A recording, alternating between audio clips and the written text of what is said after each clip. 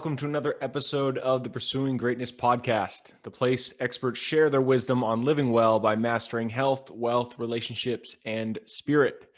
Before we get started, I want to let you know that the best way to support the show is just to subscribe, like, and share this episode with your friends and family. Also, if you'd like to learn more about how to master life, check out our website at pursuinggreatnesspodcast.com. With that said, I hope you enjoy the episode. We have a very special guest with us today, so grab your pen and paper and enjoy the journey. All right, we are live again with another episode of Pursuing Greatness. I can't really speak today. Today we have Jermane on the show with us. Jermane is a minimalist entrepreneur who has a 7-figure business, all while traveling the world by mastering the skill and art of maximizing opportunity. I'm really excited to have Jermane here. He is coming to us from Malaysia, so it is 6:30 a.m. Jermane, how are you today? Great, Gabe. Thanks for having me, man. I appreciate it. Awesome. So it's 6:30 a.m. there, so thanks for hopping on. I know it's super early for you. Not really, man. I get up around 4, so I've been up for a while. But the sun's just coming up, so it's kind of I got a nice vantage point of the sunrise while we talk, so it's great. Perfect. So to get us started, why don't you kind of take us down your path? I know you've had quite a road up to the point where you're at right now. So tell us where you are right now, and then how you kind of got to the point that brought you here. What was your story up to this point? So, I'm in Malaysia, obviously, right now. I've been traveling since January. I kind of got, stuck in the whole Rona thing with traveling through Thailand, and I was in Hong Kong for a little bit. So I'm here now, and it's great. The people are, very peaceful and different energy than the United States right now. But I'll probably get back to the States sometime next year. But my whole thing has always been, creating whatever I wanted to create in the world and never be stuck or be a victim of my circumstances. So I've always found ways to, leverage opportunities and just kind of, grow from there. So I've always wanted to be an entrepreneur and kind of in the business realm, but I never knew what that really looked like. And I didn't realize being successful in business really requires being uncomfortable and trying new things and really stretching yourself. So I was just, doing those things, but I kept bumping up to the situation where I'm still working for somebody else. I'm still going into the office. I'm still working a 9 to 5. I still have to go to their dumb meetings, listen to their dumb ideas. And I had my own ideas. I had my own thoughts about how things could be run and, what I'm good at, what I'm not good at. And why wouldn't I run with that? Life's too short to be stuck in some trap or rat race or whatever you want to call it. But, there's too many opportunities for people to express their beautiful music and let other people enjoy that music. So my thing was always about kind of breaking out of that box. I love it. So kind of take us to the inception. It sounds like you did work in the 9 to 5. Were you in a corporate environment, or was it where were you before you kind of launched to the thing that you're doing right now? Yeah, so I was in Scottsdale. That's where I'm from, Phoenix, Arizona. So I was in Scottsdale, and I was working in the financial services industry, and we do financing for small businesses. So I was making 300 cold calls to try to find businesses that needed loans. And it could be loans. Rough, man. It was tough, man. It was 6 a.m. to 6 p.m. every day. But it stretched me. Like we were talking about earlier, it stretched me, it grew me, it made me to somebody I am today. And I realized, everybody's just the same. Everyone's just trying to get better and grow their businesses. And some people need resources. And in my eyes, money is just a tool to grow those resources. So, but again, I was making all these calls. It was inefficient. There was a better way to get it done. And I made small tweaks along the way. I've been doing this for 17 years to find leverage points to make this very efficient so I can enjoy my life. I have so much free time, as much money as I possibly could want or need. And I'm just trying to figure out a way to share this with other people. But I had to break away. So I had to just say, hey, I got to do this on my own. I have leverage points. I know how to do this better than where I'm currently working. And so I resigned and started my own business. And, now I'm just traveling the world most of the year. Cool. So going back, you keep referencing leverage points. And I come from the world of real estate, and leverage is when you have, something small, like a small down payment, and then you go to somebody and you get a much larger sum of money that you can use to move a property that you would not otherwise be able to do. So when you're talking about leverage points, what specifically are you referencing there? Well, I think when I was doing the 300 cold calls, I wasn't using leverage. So what I mean is I have a one-to-many sales strategy now where I'm able to leverage one person and then leverage their entire network. Instead of me trying to contact everyone within their network individually, I just leverage partnerships with people that are actually selling the equipment into those marketplaces.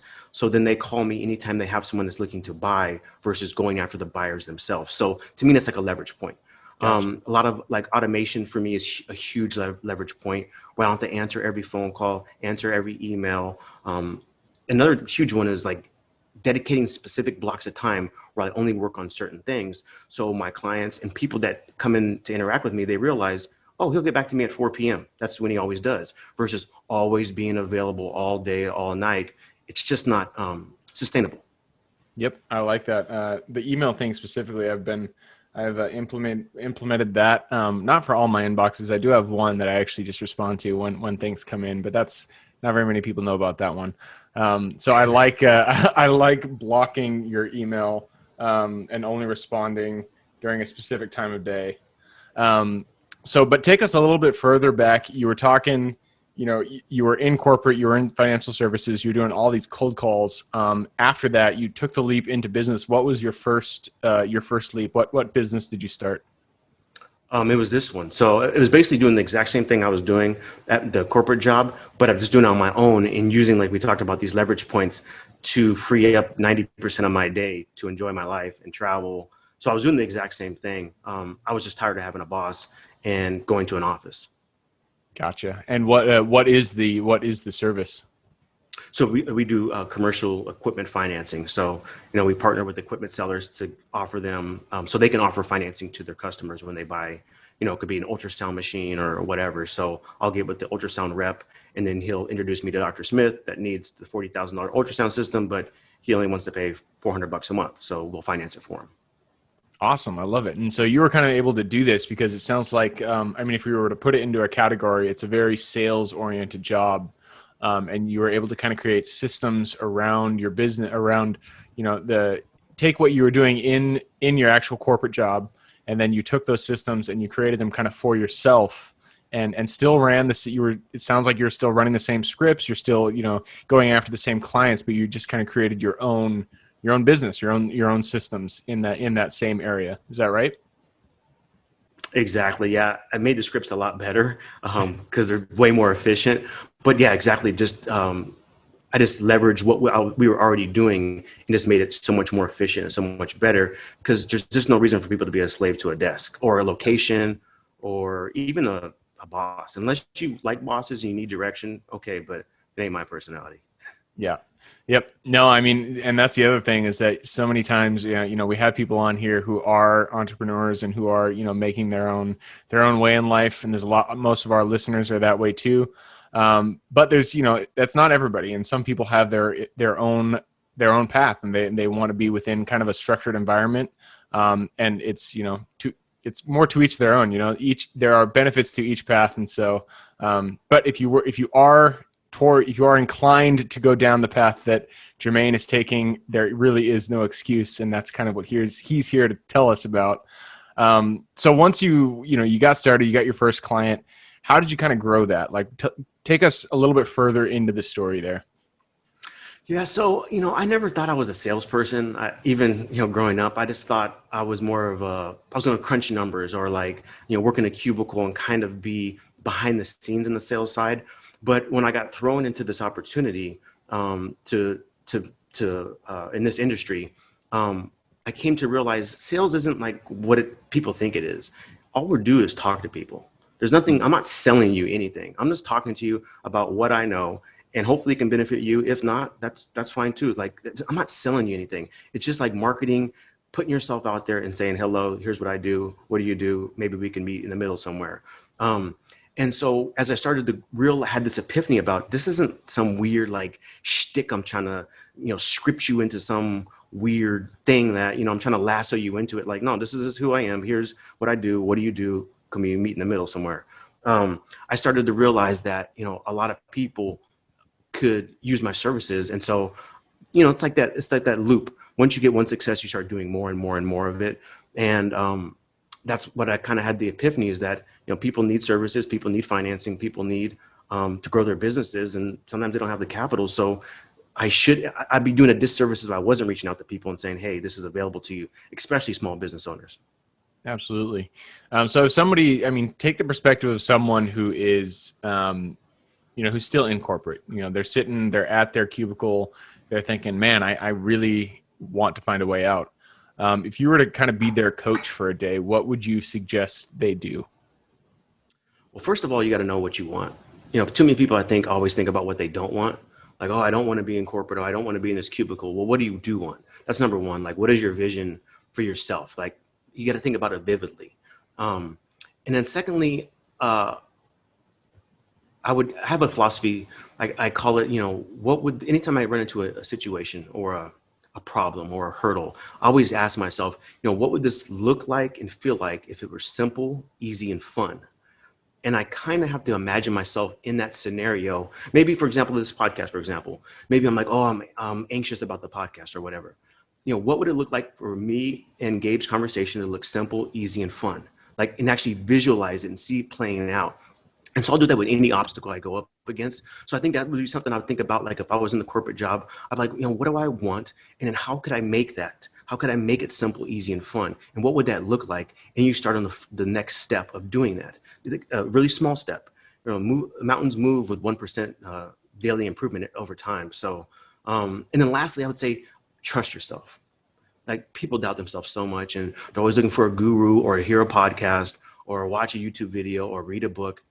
It's informative, yes, but take action and trust the action you take, because you're going to learn from it no matter what. Absolutely. Yes. Take action. I always, that's one of my favorite pieces of advice, is just, if you're kind of at a crossroads in life and you're gathering information, do not stay in the gather mode for too long. The gather mode it's like a swamp, man. The gather mode is like, you get into it and then you just start digging down into all those different books, and you realize, damn, a year has gone by and I haven't done anything. And the funny thing about knowledge that I love is that you can read 100,000 books, and you're not gonna know as much as if you had just done one of the actual thing that you read. So that's great advice, especially coming from someone who's obviously been able to, take action and get what they want in life. So you're in Malaysia now. That is not the United States. You came from the United States. How'd you get over there?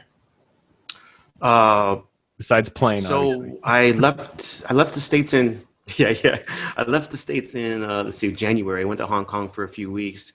And then I was in Thailand for a couple months. And then I came over here. My plan was to be here only for like a month.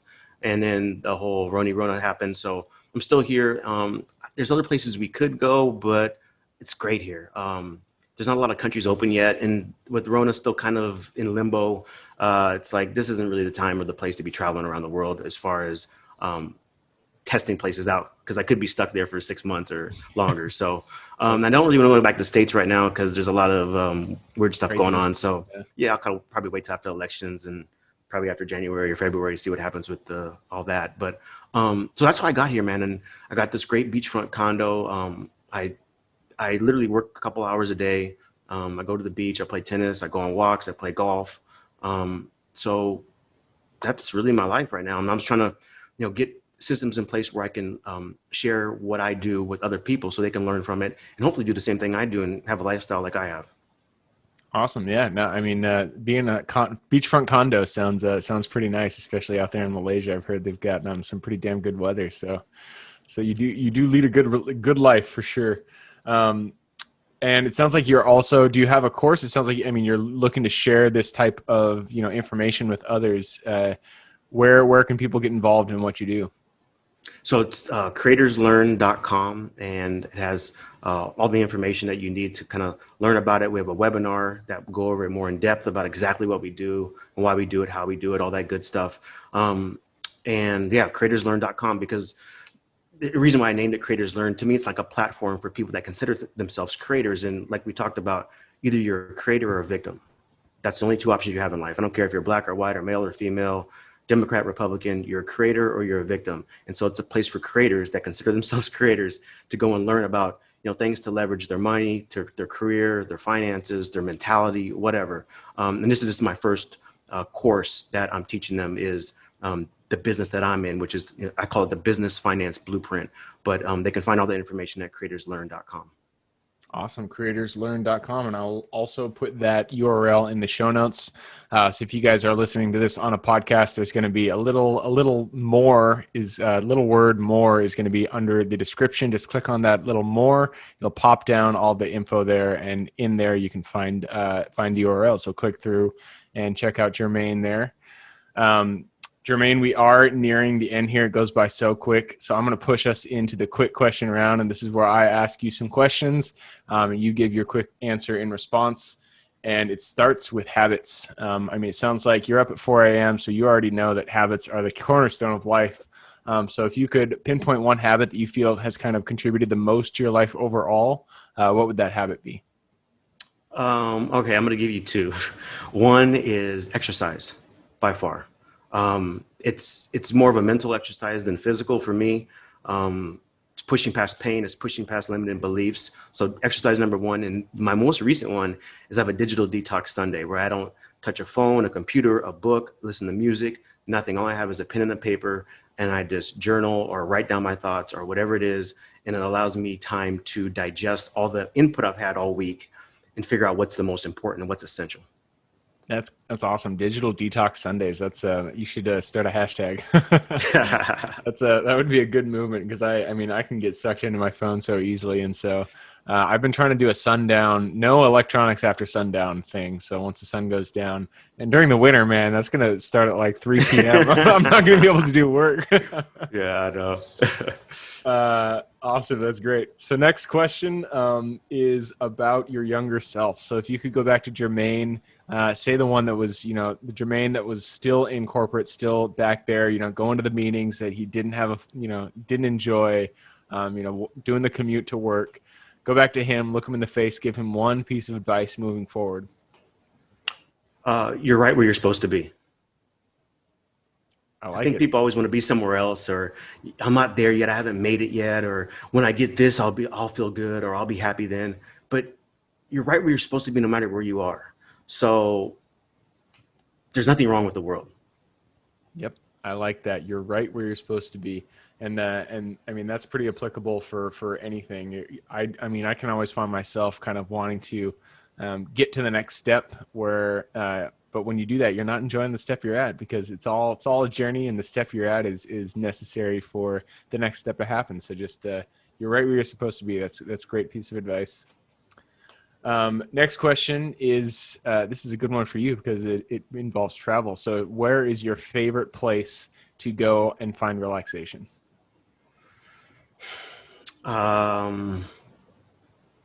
It's tough. I've been all throughout Europe, all throughout Central, South America, the Americas, Asia. And if I had to pick one for relaxation, it has to be Thailand. The beaches, the people, the food, the $7 massages. I mean, I would be there all day long. You can't beat it. I'd have 2 or 3 massages a day. It's great. That's awesome. Great. So this next one is about quotes. I love quotes. This is a hard one for some guests because, it's very few times do you actually have the full quote in your mind. So I'm going to ask you, what's your favorite quote? If you don't have the whole thing in your mind right now, just kind of give the gist of the feeling behind that quote. I love quotes. Like, quotes are one of my things. If you look at my, LinkedIn account, only thing I post is quotes just to get people thinking because it makes me think. But if I had to pick one, I guess it would have to be, I think it's from Thoreau, or no, I think it's from Emerson. One of the two. He says something to the effect of, everybody you run into is living a life of quiet desperation. Oh yeah. Or every man is living a life of quiet desperation. And it's such a true statement. Everybody, I don't care if you're Bill Gates or you're the bum on the street, or if it's me or if it's you, everybody at some point in their life feels desperate. They feel like they're not where they're supposed to be. They feel like they're not fulfilling this opportunity to live here and be here. and that's okay. The most beautiful thing about the quote is realize that's true. And that's once you realize and accept it, then you can make changes to flip it on its head. Yep. I think that was Self-Reliance by Ralph Waldo Emerson. Yeah, Emerson, yeah. Yep. That is I mean, I know I'm not the one being interviewed here, but I'm going to give my own opinion because Self-Reliance by Ralph Waldo Emerson, for everybody listening and watching, great goddamn book. It's not a book. It's like maybe 30 pages, but pick it up, read it. One of the best things I read in my life. So that's Gabe's piece. Gabe's 2 cents there. So moving on back to the actual podcast. Sorry, I lost my train of thought there. Books. I'm a big bookie. So if you could give us 2 book recommendations, one for the topic that you're talking about, so business, and then one for just general life wisdom, what would that be? Man, the Self-Reliance is a good one, but I'm not going to piggyback that one because that's a great book. Business. Okay, business. It would be The One Thing. I think it's by Keller.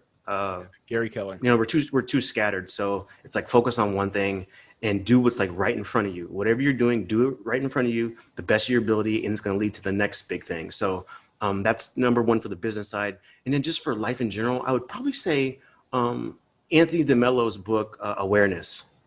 And he goes into the idea of nothing's real. It's only thing that's going on is what's in your head.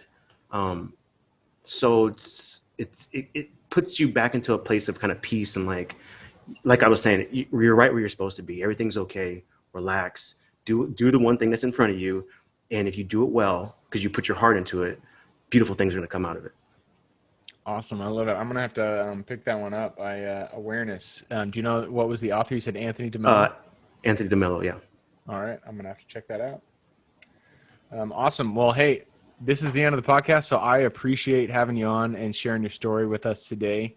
For everybody who is listening and watching, we've already got your contact information, right? I usually do that at the end, but I think you've already shared it, and so we've already covered that. Don't need to cover it again. I will put the contact information in the show notes for everybody listening and watching, so click through there and reach out to Jermaine.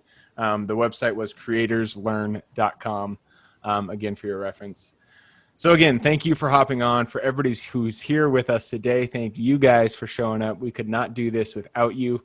Again, the best way to support the show is just to subscribe, like, and share this episode with your friends and family.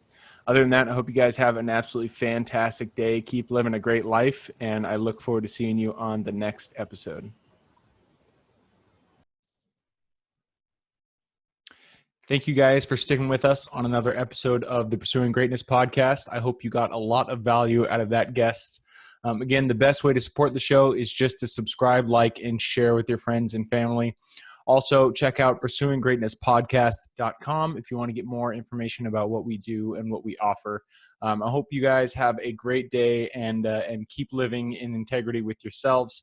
And I look forward to seeing you on the next episode coming shortly.